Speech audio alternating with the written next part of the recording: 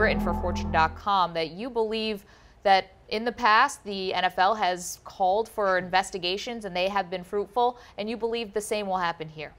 Well, I think it's good for the league and it's good PR for them. I mean, one thing is it buys them a lot of time.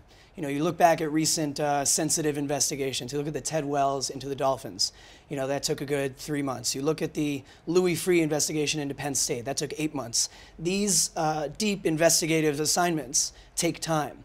And the high-profile, you know, former prosecutor type of people who get hired to do these, they don't care about public opinion and people on Twitter and people impatient for the result. They are going to take as long as it takes. So, you know, the first thing is that it could be weeks, it could be months. And during that time, they know that a lot of people in the public who currently feel outraged and feel like this is the #1 issue on their minds are going to move on. They're just going to move on. They're going to forget about it. And during that time, Goodell is going to keep his job, and they're going to get farther and farther away from the worst of it, which is right now. That's #1. #2 is hiring Mueller, someone like Mueller with his background.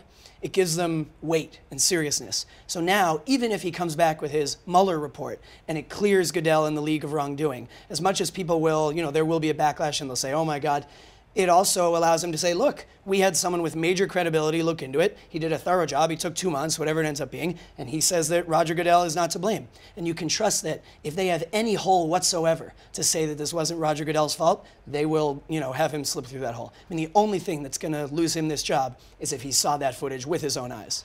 Richard, respond to that. Do you believe that the public will not hold any skepticism towards the commissioner if indeed Robert Mueller finds him innocent in all accounts and that he was truthful in saying that he had never seen the tape?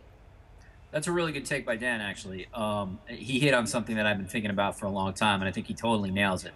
And it's this idea that right now part of the NFL strategy a little bit is to run out the clock. The intensity is so high right now regarding Ray Rice and Roger Goodell. There's a lot of outrage out there, and understandably so. There are a lot of people who are focused on the domestic violence incidents in the NFL, and let's hope that continues. But we're at a fever pitch when it comes to all of this stuff.